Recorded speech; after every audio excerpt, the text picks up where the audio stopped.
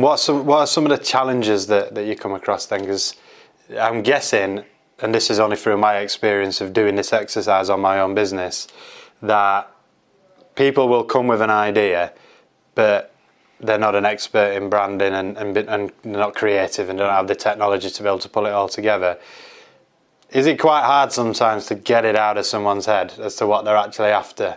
Because I'm sure you must have come across it where they'll be telling you what they want, you go and create it, and then when you present it back, they go, no, we want to do something different. And it must be a challenge sometimes and quite frustrating when you want to get it, you need to get something out of somebody because it's their idea, but it's potentially not what they think it looks like or not what they imagined it to look like. Yeah, and it comes back to that, the customer can think, yeah, I need it to be like this. But realistically, it's not them that you're designing for. You're designing for their customer. So in a way, not what they think's irrelevant in a sense, because obviously they know their customer. But it's sometimes hard to kind of say, no, you need to kind of let that go, and we need to just leave us to it in some ways, because we've been there. We understood a lot of businesses in the time, so we need to kind of skirt around. And again, every time I present concepts, I always get nervous, and I think you should. And I think if you it means it proves that you've put your heart and soul into getting it right. It means that it means something to you just as much as them as well. And it is because you take on board. I mean, at the end of the day, a business is putting a lot of trust in you to get it right. Because again, if you get it wrong, it could cost them money, and then obviously they'll only be questioning us why. Well, why is customers leaving us and whatever else? But so every time you present an idea, you just think, have I gone too far? Is it the right message? Is it this? But because of the conversations that we have, and like I said, we're constantly scribbling notes. We've got a certain set of questions that we ask generally anyway. But just through conversation, you can kind of pick out little bits and get that message right for them. Must be great when you actually see the piece of work you've done, when you're out and about and you think, yeah, that's working. What's the strangest place you've ever seen in some of your work? Because I know obviously people do things like with sponsorship and things like that. Yeah, I mean, I've worked... I'm just trying to think of nothing really unusual from what we've done as Ginger Fox Studio. But I know years back I used to work for a company and used to do record sleeves and stuff, and every time when HMV was a big thing, I used to walk in that, and I always just think it was strange seeing album artwork in the flesh, like somebody's actually going to buy that. They might even buy it because the artwork's cool. But, I went for we go to Cannon Hall quite a lot for a walk. Oh yeah. And I was walking past the newish cafe, Pear Tree Cafe, is it? Pear Tree Pantry. Yeah. I said to my missus, I was like, it looks like a Ginger Fox Studio graphic, that. And then a couple of weeks later, you put out on your social that you'd done the graphics and the branding and the logo for the new cafe that's in the walled garden. Yeah. It's Cannon Hall. Yeah. That's when we get that wide variety of clients, and we never say we never work with anybody really, because it keeps it interesting for us. And they came to us and it was like, this is a cool project. It'd be a really nice project. Yeah. And really nice people and stuff, and that's half the battle, I think. Like I said, I know Asia did the identity for that, and we presented it to them, and they were just like mind blown. It was like it's everything we dreamed of, kind of thing. And that's the kind of response that we aim for every time. Some people aren't as excited as that. They'll sit there and you just think, no, I've not got this right. But it's but yeah, they were really good to work with, and they're continuing to have bits done. Have you got a branding essentials kind of tick list that you recommend to businesses? So is there something that you say to every single business that inquires to you about branding and rebranding that there's a few essentials that they have to do or know or get right before they even can think about it.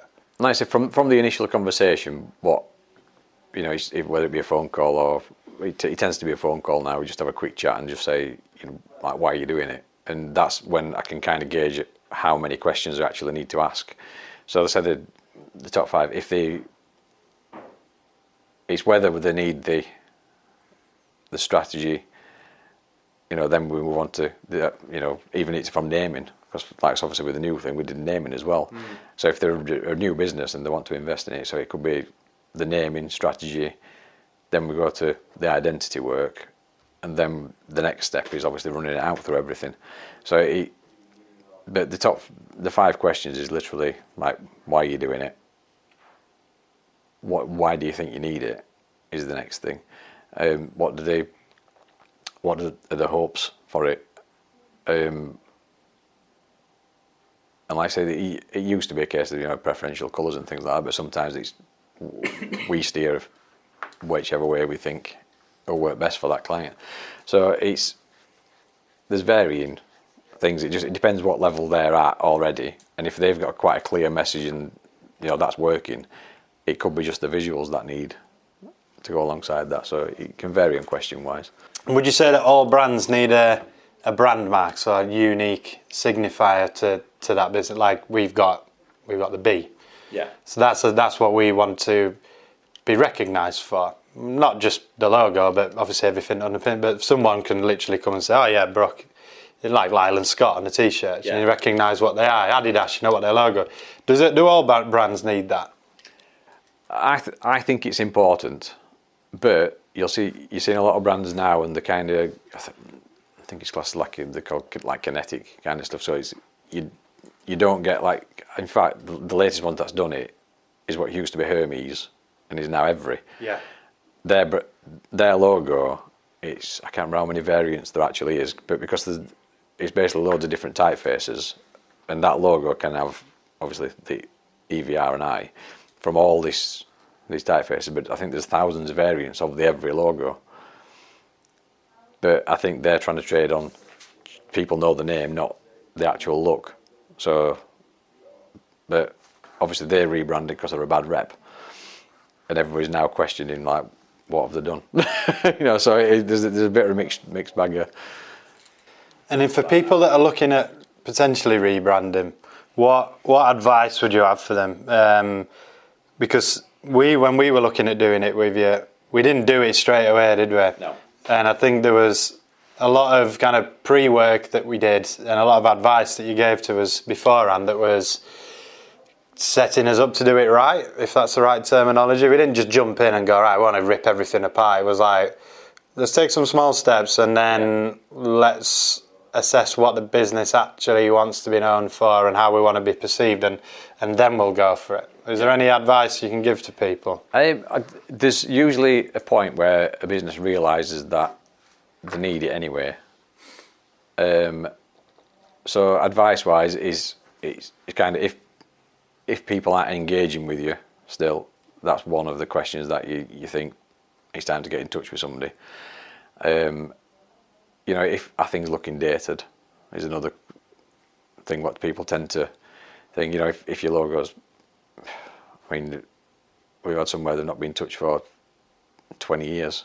How often would you say that it'd be good to have a refresh on things? I know it's how long's a piece of string, really, isn't it? And, you know, it depends on what your industry is as to whether it looks dated or not. But as a rule of thumb, when should you really revisit to actually have a look at, see if there's anything that you can refresh? Yeah, I mean, like I say, it depends on industry as well. But like I say, most brands, they kind of constantly got little things getting tweaked constantly. Not like the actual mark and the main identity bit, but everything that goes alongside that. But said a logo, you know, you should be good for, you know, for 10 years if you're looking that far forward. And then it might need the slightest tweak, and it could be just purely because, you know, technology changes. It's like they obviously, from when brands used to be created, there were none of this like, oh well, I need to see it on his mobile phone as an icon on Facebook. So brands weren't designed the same. you kind of design them backwards in a sense now. So it's like you need to know that it's going to work tiny up till... Rather than doing it the other way around, yeah. Like before, like say, worst case scenario, you might have had it embroidered on a t-shirt. That was, 30 years ago or whatever. And just to close off, anyone that's potentially looking at starting a new business, and it's a new business venture, would you say that branding is one of the essentials to do at the very beginning, so you can understand what the identity of the business is to help drive that business growth or sustainability or profitability? I personally would think that I would genuinely do that straight away. Yeah. And I have done, because obviously the new business that we've got that's going to be launched at the end of the year, the first thing I wanted to do was understand what the hell it was. Yeah. And I think when we understood what it was, we then created the identity for it, and then we were then going to go and do all the tech that underpins it. Yeah. So then the tech can then, the branding, can then be integrated into the technology. Yeah. And I think if we did the tech first and then tried to look at what the branding was, I don't think we would have created as good a brand as what we did, because we just started from scratch. It was, what is it? Let's get something down and create an identity for it. Yeah, I think, and a lot of things for new businesses as well. It's obviously the monetary thing. They've got other things to buy that thing's more important than brand. But setting you, even if you, say you pay just to have something that looks really good, so you're not, like I say, scraping together something in Word or whatever, is better than having everything all singing, all dancing. Like I say, some people, like what we've just done is, like I said, we did the naming stage. Then we obviously had a really good chat about what it was, and then naming stage, identity stage. Then you run it through everything else. But I think it's super important, and that's not just because I'm obviously pro branding on everything, but it's. I think it does set your business up to be what you want it to be. Create something, doesn't it? Yeah, and it'll make you more proud of it, I think. If you start, again, people start up for whatever reasons, like say redundancy, they're fed up with the job that they're in, but like I say, investing thousands into the brand is not always the priority, but I think they do need that, some kind of identity to run with. I think also as well as you'd said, how you then engage with that business to work it out, you actually might prompt them to actually really think about who are their customers and what are they trying to achieve. Yeah, which is one of the things that, say if we do the strategy discussion, we kind of find that out through that, and that helps us understand obviously them better, because they might think, all those customers have come from wherever. But then, initially you end up realising that's not the case. Neil, appreciate you coming down. No problem. It's been really insightful for me, because I know we've worked together for a few years, but all the stuff that underpins the whys is quite interesting to know, because obviously I don't come from a branding background at all. I was just someone that had an idea. But then all the cogs that turn underneath that drive the whys was really, really insightful. So thanks for coming down, Andrew. Thanks for being part of the discussion. Thanks for listening to Biz 15, the voice of the SME. Hopefully you found that insightful. I've really enjoyed speaking to these two guys today about branding and, as I mentioned, the cogs that turn the why. We will be talking about similar themes to do with business support and business growth and the fundamentals of running a business in future episodes. Please log on to our website, which is brookconsult.co.uk, or follow us on Instagram, Brook Consult, or Apple, Spotify, which is Biz15.